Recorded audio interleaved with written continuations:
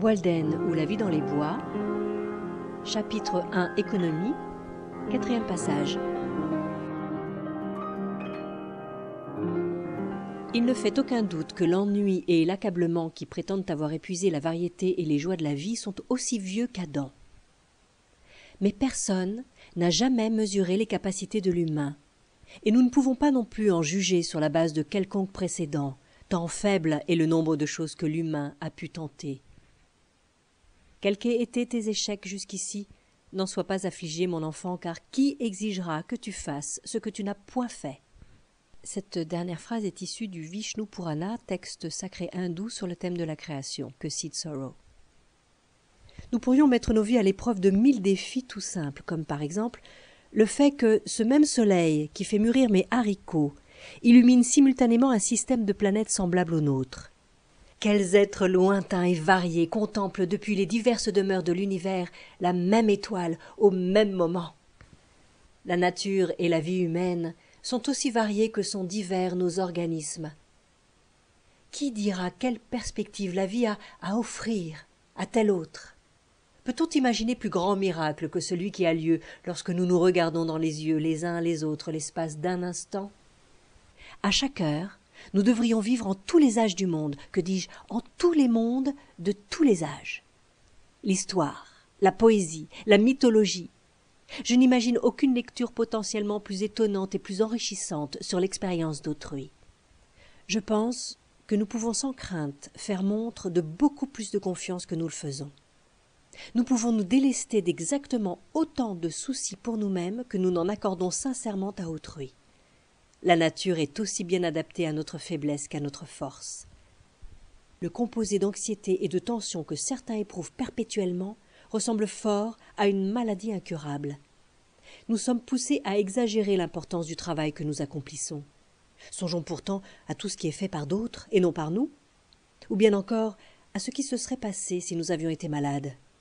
Nous sommes tellement en alerte, déterminés à ne pas vivre par la foi si nous pouvons l'éviter, aux aguets du matin au soir, et quand vient la nuit, nous disons nos prières à contre-cœur, et nous nous en remettons aux incertitudes.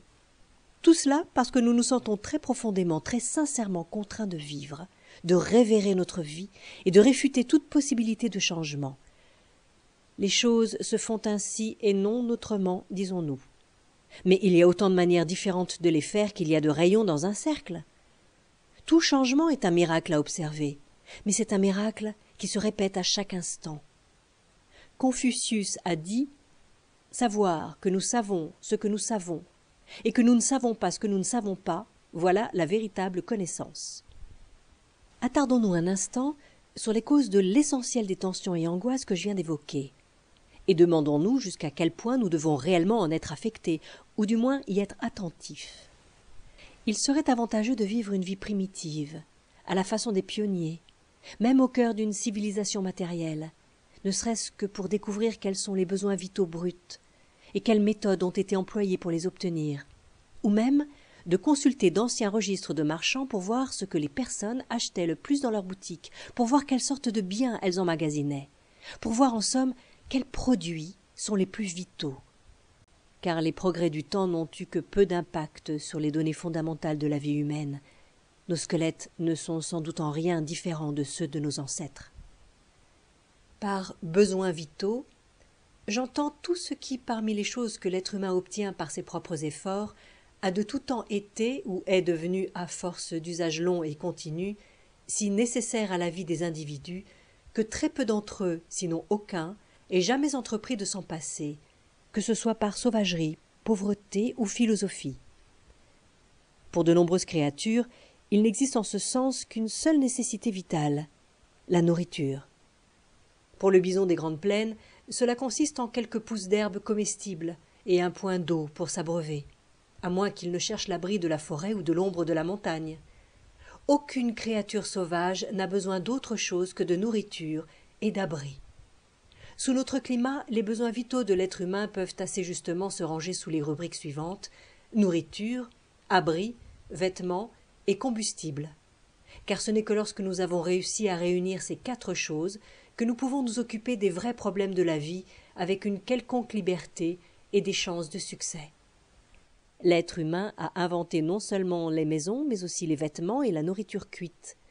Puis, conséquemment, peut-être, à la découverte accidentelle de la chaleur du feu et à l'usage qu'il en fit, ce qui était d'abord un luxe a engendré le besoin que nous éprouvons aujourd'hui de s'asseoir autour du feu. Le besoin majeur consiste donc pour nos corps à demeurer chauds, à conserver la chaleur vitale qui est en nous. Quel mal nous donnons-nous en conséquence, non seulement pour nous assurer nourriture, vêtements et abris, mais encore pour confectionner nos lits, qui sont nos vêtements de nuit, en pillant les nids et poitrails des oiseaux, pour préparer cet abri dans l'abri, comme la taupe se fabrique son lit d'herbe et de feuilles au fond de son terrier.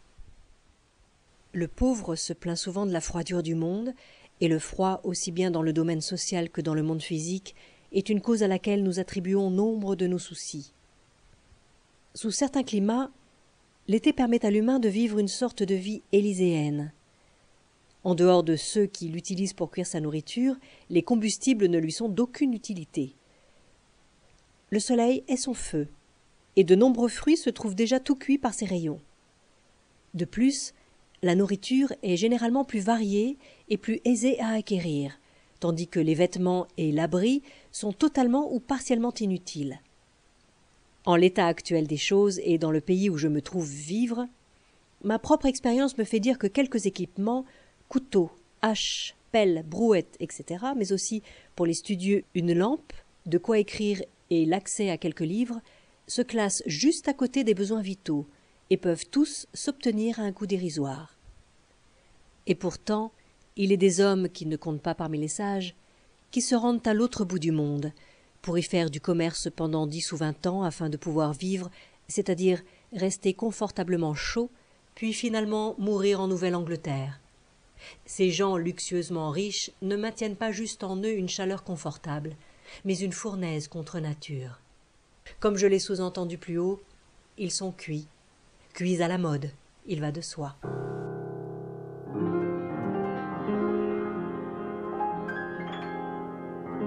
À demain pour un autre passage de Walden ou La vie dans les bois.